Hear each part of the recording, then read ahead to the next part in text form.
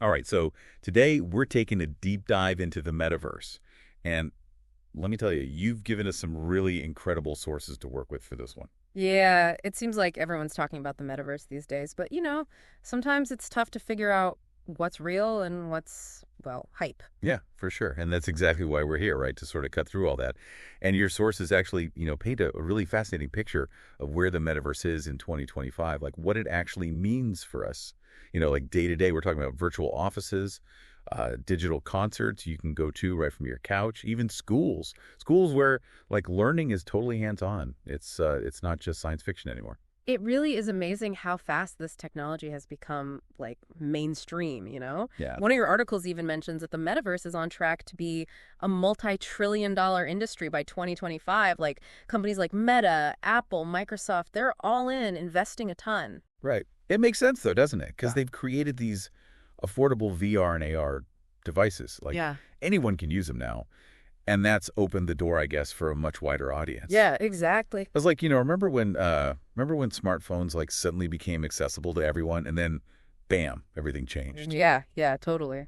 So, what are some of the ways that this is like playing out in the real world? Like besides those big examples we always hear about. Yeah. Like what else is going on? Well, one of your sources really focused on this whole virtual real estate thing.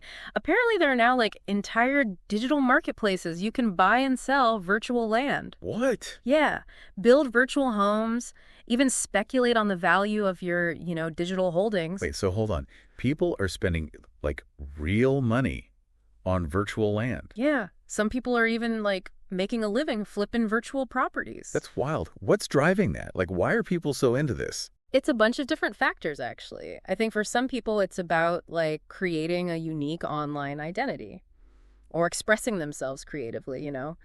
For others, it's like investing in a new asset class. Okay. Yeah. And then there's a whole community aspect, people forming virtual neighborhoods, hosting events, and building relationships in these digital spaces. Yeah, it's super fascinating. It does make you think about like the downsides too, right? Like what if the bottom falls out of that virtual real estate market or like a platform shuts down and people lose all their like investments and stuff? That's definitely one of the big questions surrounding the metaverse right now. Like a lot of your sources mention the need for some kind of like clear regulations and consumer protections in this new digital landscape. And there's also the issue of accessibility. Even though VR and AR technology is becoming more affordable, like it's still out of reach for a lot of people. And that could create kind of a new digital divide. And then there's the whole privacy thing, like with companies tracking every single move we make in the metaverse, like who owns that data and like what are they doing with it? Oh, yeah, you've hit on another major concern there. A few of your sources really went deep on the potential for data misuse and exploitation in the metaverse. And they really emphasize the need for these strong privacy regulations and user control over personal data. Like, how do we balance the good stuff, the benefits of this immersive technology with the need to, like, protect our privacy and our autonomy? It's a really tricky balance for sure. It feels like we're just starting to figure out what the metaverse could even be. But we also have to be really careful about how we build this whole new world, right? Absolutely. And I think that's why these conversations are so important to have. Like now, while the metaverse is still evolving, we have this chance to like actually shape how it develops, make sure it benefits everyone, not just a select few. Right, right. Okay, so let's shift gears a little bit and talk about the potential upsides. You mentioned a few earlier, but what really stood out to you, like from the sources about the positive impact the metaverse could have? One area that I thought was really interesting was education. Several sources like highlighted the potential for the metaverse to completely revolutionize learning. Like imagine going to history class and actually being transported to ancient Rome, Yeah. or taking a biology lesson, but instead of like dissecting a real frog, you do it virtually. Okay. The possibilities are like limitless. Yeah, it's that's definitely a far cry from the textbooks I remember for school. I mean, it sounds like the metaverse could make learning a lot more like engaging and accessible, right? Especially for those subjects that are like hard to grasp through, traditional methods. Exactly. And it doesn't have to be just like formal education either. People are using the metaverse to, learn new skills, explore hobbies, connect with others who share their interests. Like there are virtual cooking classes, art workshops, fitness studios, even meditation retreats. It's amazing. The metaverse can create these spaces for learning and connection that simply like wouldn't be possible in the physical world. Yeah, it really is mind-blowing to think about all the ways that the metaverse can break down these barriers and bring people together. But what about the potential risks to like our mental health? Yeah. We're already struggling with like screen addiction and social isolation in like the real world. Could the metaverse like make those things worse? That's a really valid concern, and it's something that your sources do address. They argue that like while the metaverse offers all these incredible opportunities for connection, it also has the potential to make existing mental health challenges worse. Right. So how do we strike that balance? How do we get the benefits without falling into like the traps of digital dependence and isolation? That's the $1 million question. Yeah. And there's not like an easy answer. One thing your sources suggested was to like approach the metaverse with mindfulness and Yeah. intention. Set limits on your screen time. Be aware of the potential for addiction. Make sure you're engaging in real world activities and social interactions. Yeah. It's about finding that healthy balance. Right. It seems like the key takeaway here is that like the metaverse is a powerful tool, but just like any tool, it can be used for, good or bad. It all comes down to how we choose to use it. You got it. The metaverse is a reflection of ourselves, our values, and our choices. It has the potential to like amplify both the best and worst aspects of humanity. So, the question is, what kind of future do we want to build in this new digital frontier? Okay, so let's get even more specific. One of your sources had some really interesting predictions about what the metaverse might actually look like 5 years from now in 2030. What stood out to you from that piece? Well, the author predicted that, like, the metaverse is going to be fully integrated into our everyday lives by 2030. Like, imagine attending a concert in Tokyo, but from your living room. Oh, Or exploring a virtual museum that feels as real as the Louvre, all without leaving your house. that's incredible. But like, how realistic is that timeline, really? Are we talking like a totally seamless experience? Or will there still be limitations? The author did acknowledge that, like, there's still some hurdles we need to get over, but they believe the technology is, like, advancing at an exponential rate. They mentioned several breakthroughs in VR and AR technology, as well as, the development of faster internet speeds and more powerful computing devices. Okay, so let's say like this vision of the future actually comes true. What are some of the bigger implications we need to be thinking about? Like, how will this level of immersion change how we live, how we work, and how we like interact with each other?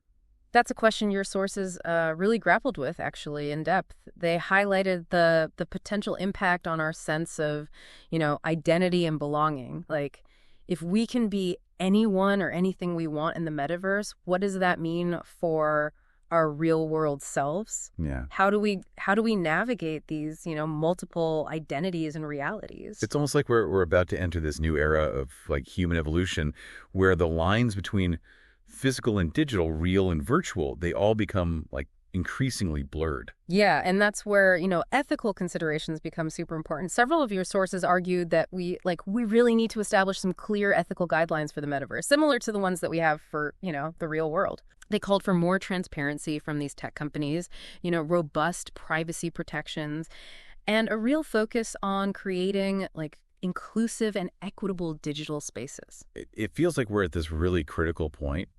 Like the choices we make now, they're going to have huge consequences for the future of the metaverse and, ultimately for humanity itself. Absolutely. The metaverse it's not just a technological innovation, it's a social and cultural phenomenon.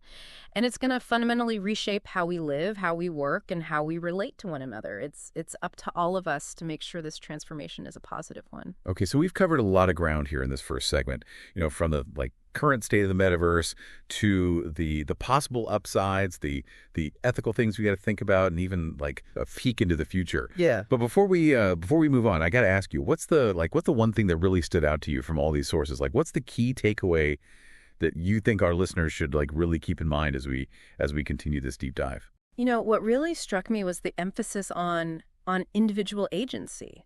Your Hold on. sources, they all highlighted the fact that the metaverse isn't some like predetermined destiny.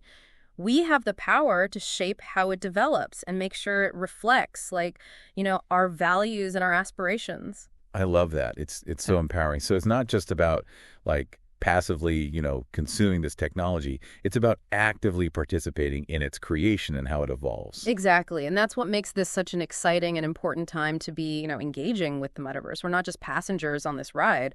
We're the architects of this whole new digital world.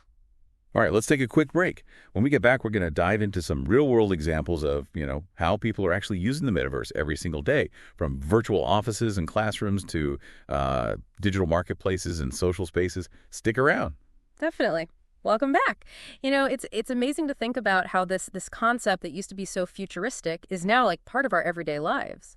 Right. Hallelujah. Like we've actually crossed this line where the metaverse isn't just some novelty anymore. It's a real force. Yeah. It's shaping the way we work, how we learn, how we connect with each other. Absolutely. And I think like one of the clearest examples of that is this whole rise of virtual offices. Okay. One of your sources, it was a study by like a top tech research firm, found that over 60% of big companies, major corporations, have already set up some kind of virtual office Right. by 2025. Whoa, 60%. That's a lot. So we're not just talking about like, the occasional Zoom meeting here and there.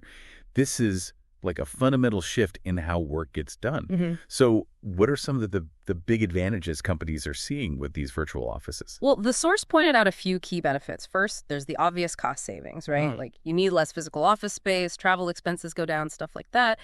But it's actually bigger than just the bottom line. Virtual offices can also like really help boost global collaboration. You can bring together these teams from all over the world in a way that just wasn't possible before. That makes a lot of sense. No more flying across the world for a 2-hour meeting. But I'm curious, how are companies like dealing with the potential downsides of remote work? Mm.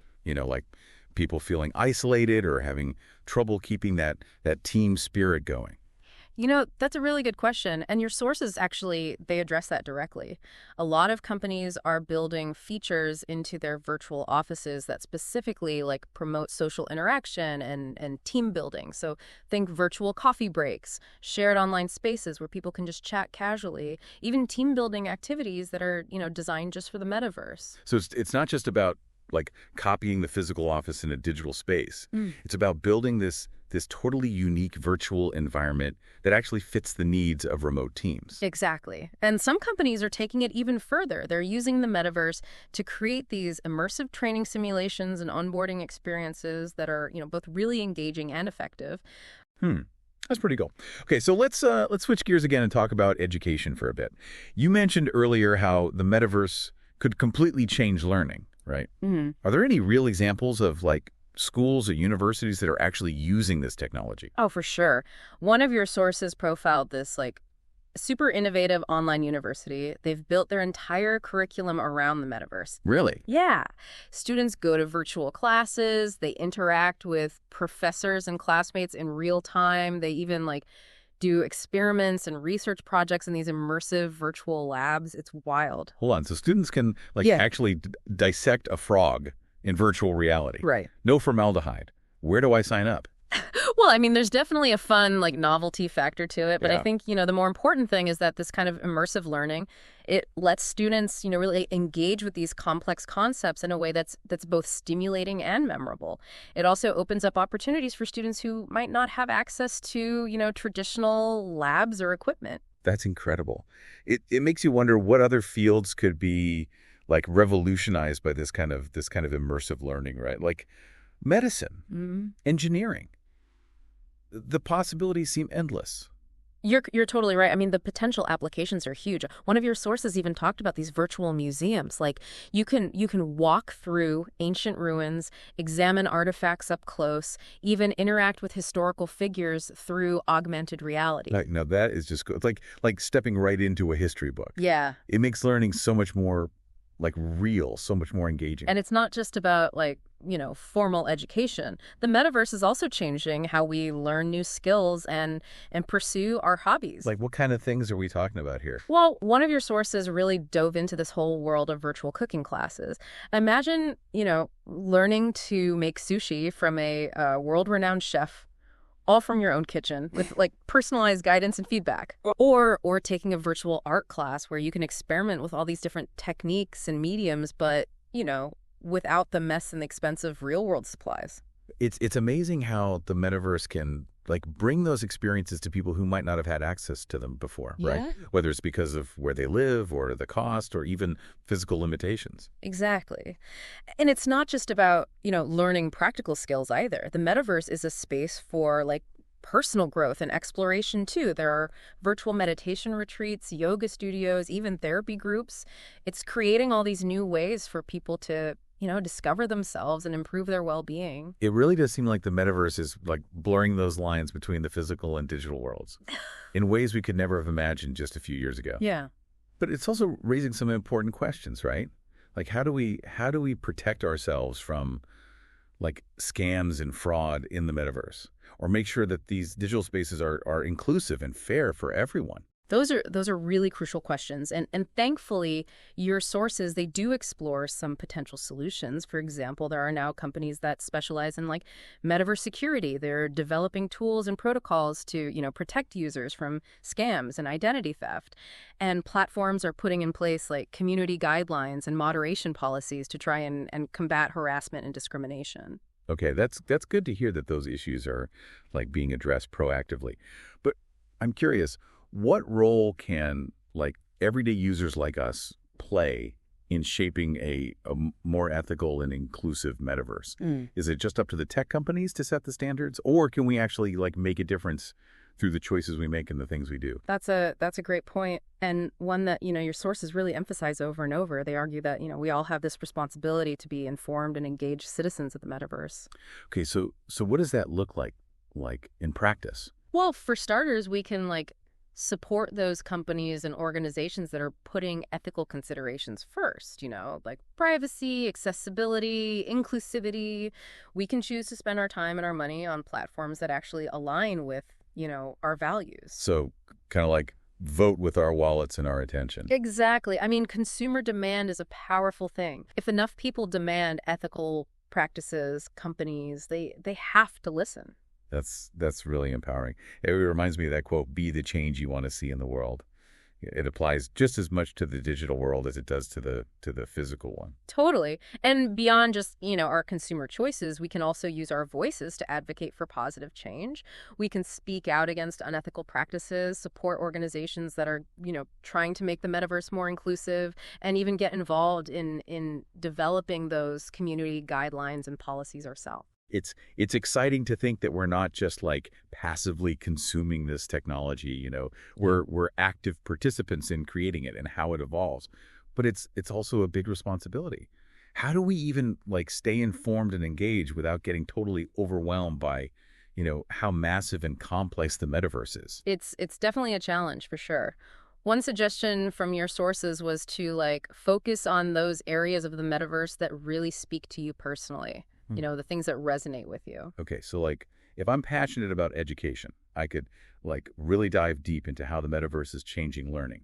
Or if I'm an artist, I could explore, that whole world of virtual galleries and digital art. Exactly. By focusing on the things that you're truly interested in, you're much more likely to, stay engaged and actually make a real difference. And who knows, you might even discover some new passions and possibilities that you never even knew existed before. This whole conversation is making me feel excited and a little overwhelmed at the same time. The metaverse is clearly a total game changer. But it's also moving so fast that it's hard to keep up. Yeah, I get that. It is a lot to take in. But, you don't have to become an expert overnight just by being curious, asking questions, and staying, engaged in the conversation. You're already making a difference. That's reassuring. It's we're all these pioneers heading into this uncharted digital frontier. And even those small steps can, make a big difference in shaping the world we want to see. Exactly. And speaking of exploring new frontiers, one of your sources had this really like thought-provoking perspective on the long-term implications of the metaverse. The author argued that as the lines between physical and digital worlds keep getting blurrier, we might need to like rethink what it even means to be human. Whoa, that's deep. What do they mean by that? Well, the author suggested that, as we spend more and more time in these virtual worlds, interacting with avatars and artificial intelligence, our sense of self and how we relate to others might like evolve in some really profound ways. It's almost like we're entering this new era of human evolution, right? Where the boundaries of our physical bodies and our minds become more like fluid and changeable. That's a powerful way to put it. And it brings up all these fascinating questions about the future of like identity, consciousness, even spirituality. Yeah.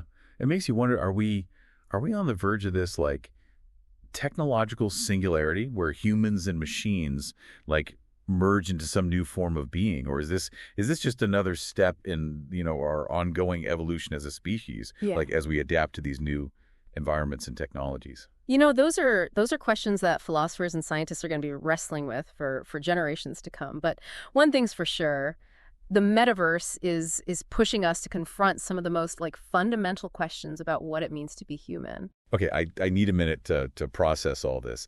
It's amazing to think about all the possibilities, but it's also a little bit like intimidating to consider all the potential challenges.